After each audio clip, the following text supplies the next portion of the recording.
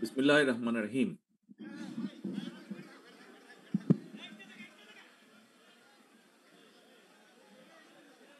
গণ অভ্যুত্থানের অংশীজন শ্রমিক জনতার সম্মানে আজকের আয়োজিত এই অনুষ্ঠানের সম্মানিত সভাপতি, অনুষ্ঠানে উপস্থিত মহাসচিব, বাংলাদেশ জাতীয়তাবাদী দল জনাব মির্জা ফখরুল ইসলাম আলমগীর, উপস্থিত স্থায়ী কমিটির নেতৃবৃন্দ, উপস্থিত সম্মানিত উপস্থিতিবৃন্দ, কৃষক, শ্রমিক, পেশাজীবী প্রতিনিধিগণ, গণ অভ্যুত্থানের শহীদ পরিবারের সম্মানিত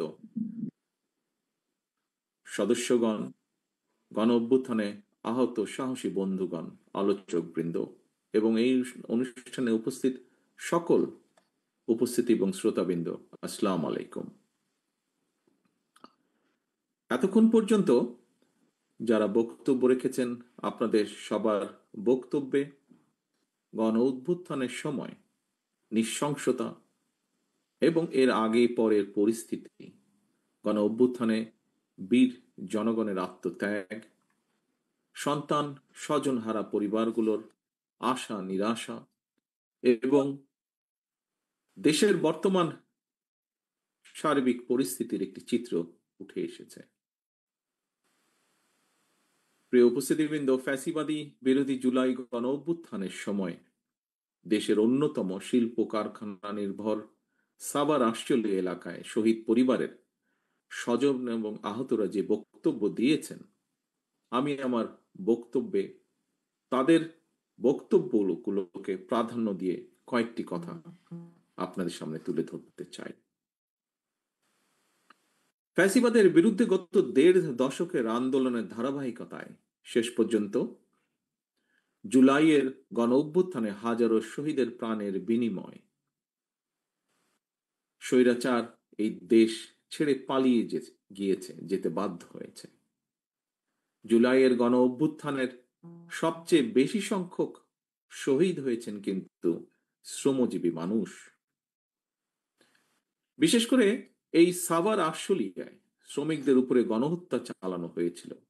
হত্যা করে শ্রমিকদের লাশগুলোকে পুড়িয়ে ফেলা হয়েছিল, মানুষের লাশগুলোকে পুড়িয়ে ফেলা হয়েছিল। লাশের সঙ্গে এমন বর্বরতা, লাশের সঙ্গে এমন নির্মমতা, মনে হয় কারবালার যে নৃশংসতা তাকেও বোধহয় হার মানিয়েছে। ৫ই আগস্টে ফ্যাসিস্টদের পলায়নের দিন সাভার আশুলিয়ার শ্রমিকদের উপরে গণহত্যা চলেছিল, মানুষের উপরে গণহত্যা চলেছিল। প্রিয় উপস্থিতিবৃন্দ, সরকারি চাকরিতে কোটা সংস্কারের দাবিতে গত বছর জুলাইয়ে যে আন্দোলন শুরু হয়েছিল, সেই আন্দোলনে কিন্তু শ্রমজীবী মানুষের সরাসরি কোনো স্বার্থ হয়তোবা জড়িত ছিল না, কারণ তারা কোনো সরকারি চাকরির আশা করেননি। তাহলে প্রশ্ন আসে, পোশাক কারখানার শ্রমিক, রিক্সা চালক, দিনমজুর, ভ্যান চালক, অটোরিক্সা চালক, ট্রাক চালক, হেল্পার, সহকারী, দোকান কিংবা রেস্তোরাঁ কর্মী, অথবা বিভিন্ন বয়সের নারী পুরুষ, সকল শ্রেণীর মানুষ কেন সেদিন রাজপথে নেমে এসেছিলেন? একজন রাজনীতিবিদ হিসাবে, একজন রাজনৈতিক কর্মী হিসাবে আমি একটি কারণ খুঁজে পাই।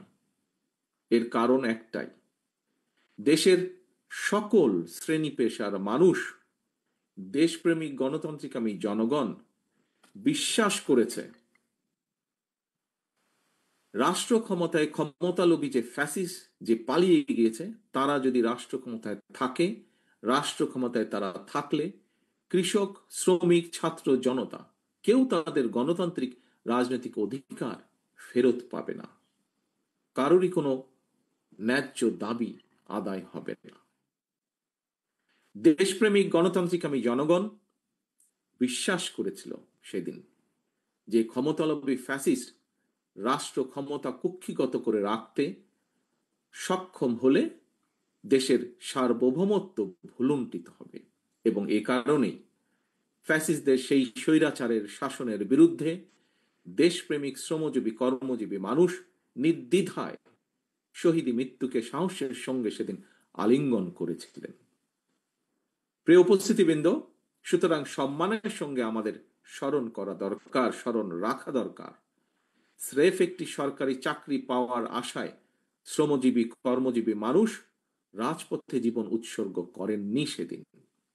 এই জনগণ একটি ইনসাফ ভিত্তিক গণতান্ত্রিক মানবিক রাষ্ট্র প্রতিষ্ঠার স্বপ্ন নিয়ে, আকাঙ্ক্ষা নিয়ে রাজপথে নেমে এসেছিলেন। ফ্যাসিবাদ হটিয়ে রাষ্ট্র রাজনীতিতে জনগণের আইনের অধিকার, জনগণের অধিকার প্রতিষ্ঠার আশায়, নিজেদের অধিকার প্রতিষ্ঠার আশায় আত্মত্যাগ করেছিলেন। আজ যদি শ্রমজীবী কর্মজীবী মানুষেরা জানতে চায়, সেই শহীদের আত্মা যদি জানতে চায়, গণ অভ্যুত্থানে সবচেয়ে বেশি সংখ্যক শ্রমজীবী মানুষ শাহাদাত বরণ করেছে, কিন্তু বর্তমান সরকার এবং প্রশাসনে শ্রমজীবী কর্মজীবী মানুষের অবস্থান কি? পলাতক ফ্যাসিস্ট মুক্ত বাংলাদেশে বর্তমানে রাষ্ট্র সংস্কারের যে কর্মযজ্ঞ চলছে, সেখানেই বা তাদের প্রতিনিধিত্ব কোথায়? প্রিয় ভাই বোনেরা, গণ অভ্যুত্থানে অংশীজন শ্রমজীবী কর্মজীবী মানুষের অবদানকে স্মরণ করে আমাদের কথা আমরাই বলবো, এই শিরোনামটি আমি দেশের বর্তমান প্রেক্ষাপটে অত্যন্ত বাস্তবধর্মী বলে মনে করি। প্রতিটি নাগরিক যাতে নিজের কথাটি নিজে বলতে পারেন, নিজের ভোট নিজে দিতে পারেন, নিজের রাজনৈতিক অধিকার প্রয়োগ করে সরকার গঠন কিংবা সরকার পরিবর্তন ঘটাতে পারেন। জনগণের রাজনৈতিক ক্ষমতায়নের এই রাজনীতিটি বিএনপি বাংলাদেশে প্রতিষ্ঠা করতে চায়। একজন রাজনৈতিক কর্মী হিসাবে, একজন নাগরিক হিসাবেও আমি মনে করি একজন নাগরিকের রাজনৈতিক ক্ষমতা প্রয়োগের অন্যতম প্রধান উপায় হচ্ছে নির্বাচন। প্রতিটি নাগরিক যাতে নিজের কথা নিজেই বলতে পারে, সেটি নিশ্চিত করার স্বার্থেই দেশে একটি দায়িত্বশীল রাজনৈতিক দল হিসাবে বিএনপি বারবার একটি অবাধ, সুষ্ঠু এবং নিরপেক্ষ নির্বাচন অনুষ্ঠানের দাবিকে অগ্রাধিকার দেয়। প্রিয় উপস্থিতিবৃন্দ, সম্মানিত অতিথিবৃন্দ, আমি বিশ্বাস করি, আমার দল বিএনপি বিশ্বাস করে, স্থানীয় সরকার থেকে শুরু করে জাতীয় নির্বাচন সরকার পর্যন্ত প্রতিটি স্তরে জনগণের সরাসরি ভোটের মাধ্যমে নিজেদের পছন্দের প্রতিনিধি নির্বাচনের সুযোগ পেলে রাষ্ট্র এবং সরকারে জনগণের ইচ্ছা প্রাধান্য পাবে, রাষ্ট্রে রাজনৈতিক স্থিতিশীলতা বজায় থাকবে। রাষ্ট্র রাজনীতির মূল ভিত্তি হচ্ছে জনগণ।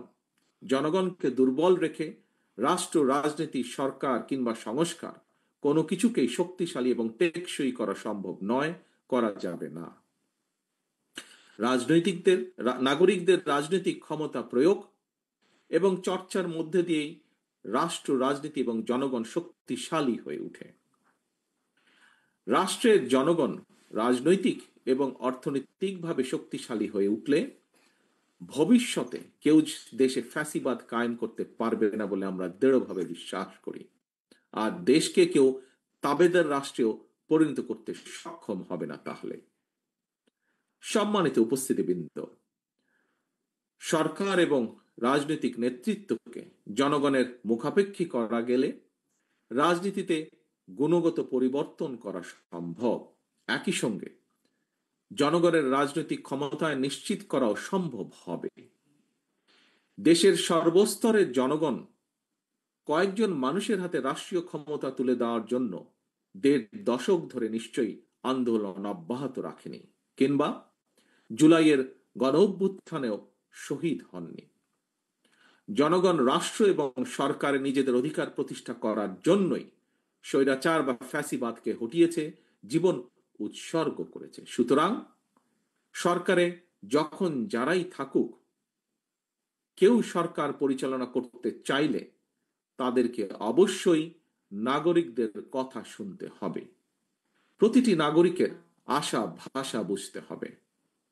কেউ জনপ্রতিনিধি নির্বাচিত হতে হলে তাকে অবশ্যই জনগণের সঙ্গে সম্পর্ক রাখতে হবে। বিএনপি জনগণের ক্ষমতায়নের এই রাজনীতি প্রতিষ্ঠার মাধ্যমেই শহীদদের কাঙ্ক্ষিত বাংলাদেশ গড়ে তুলতে চায়। সম্মানিত উপস্থিতিবৃন্দ, ফ্যাসিবাদ হটিয়ে জনগণ রাষ্ট্র এবং সরকারে নিজেদের অধিকার নিশ্চিত করতে অন্তর্বর্তীকালীন সরকারের হাতে রাষ্ট্র পরিচালনার ভার অর্পণ করেছে। এখন রাষ্ট্রে জনগণের মালিকানা জনগণের ক্ষেত্রে অন্তর্বর্তীকালীন সরকারের মাঝে শোনা যায় যে সকল কথা, একটি অন্তর্বর্তীকালীন সরকারের একটি অংশ নানা অপকৌশলের আশ্রয় নিচ্ছেন। অন্তর্বর্তীকালীন সরকার শিক্ষাঙ্গন, স্থানীয় সরকার কিংবা জাতীয় সরকার, প্রতিটি ক্ষেত্রে বিএনপি জনগণের ভোটে প্রতিনিধি নির্বাচিত করার পক্ষে। কিন্তু এইসব নির্বাচন অনুষ্ঠানের ক্ষেত্রে অন্তর্বর্তীকালীন সরকার অগ্রাধিকার নির্ধারণে বিচক্ষণতার পরিচয় দিতে পারছে কিনা, এটি একটি বিরাট প্রশ্ন এই মুহূর্তে জনগণের সামনে। আমি অন্তর্বর্তীকালীন সরকারের প্রতি দৃষ্টি আকর্ষণ করে বলতে চাই, শত শহীদদের রক্তের বিনিময় পতিত, পলাতক, পরাজিত, বিতাড়িত ফ্যাসিবাদী অপশক্তি রাষ্ট্র রাজনীতিতে পুনর্বাসিত হওয়ার সুযোগ নিতে ওত পেতে রয়েছে। সরকারের যে কোনো ভুল সিদ্ধান্তে দেশে গণতন্ত্র উত্তরণের যাত্রা পথকে সংকটে ফেলে দিতে পারে। দেশে ফ্যাসিবাদ, উগ্রবাদ, চরমপন্থা মাথাচাড়া দিয়ে উঠতে পারে। কাজেই এই ব্যাপারে আমাদের সকলকে, বিশেষ করে অন্তর্বর্তীকালীন সরকারকে অত্যন্ত সতর্ক থাকতে হবে, থাকা প্রয়োজন।